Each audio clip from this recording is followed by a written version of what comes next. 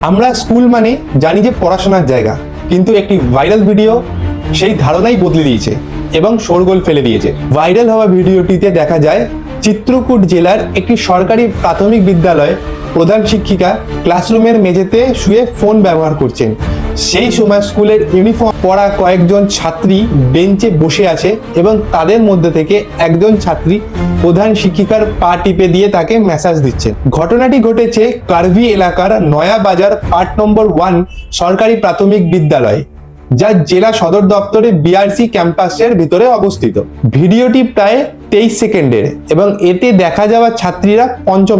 ভিডিওটি সোশ্যাল মিডিয়ায় ব্যাপকভাবে ছড়িয়ে পড়ে। অনেকেই প্রশ্ন তুলছেন, শিশুদের মর্যাদা ও নিরাপত্তার জন্য তৈরি একটি স্কুলে কিভাবে এমন ঘটনা ঘটতে পারে। ঘটনাটি সামনে আসার পর জেলা শিক্ষা দপ্তরের পক্ষ থেকে তদন্তের নির্দেশ দেওয়া হয়।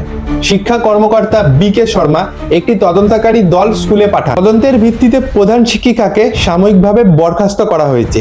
তদন্তকারী দলকে কয়েকজন ছাত্রছাত্রী জানিয়েছেন যে স্কুলে এই ঘটনা আগেও হয়েছিল, তবে অভিযুক্ত প্রধান শিক্ষিকা সব অভিযোগ অস্বীকার করেছেন। তার দাবি, ভাইরাল হওয়া ভিডিওটি কৃত্রিম বুদ্ধিমত্তা বা এআই দ্বারা বানানো।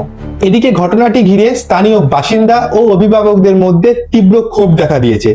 অনেকেই স্বচ্ছ ও নিরপেক্ষ তদন্তের দাবি জানিয়েছেন। তাদের মতে স্কুল এমন একটি জায়গা হওয়া উচিত যেখানে ছাত্রছাত্রীদের সম্মান, নিরাপত্তা ও শিক্ষার পরিবেশ সবসময় বজায় থাকে।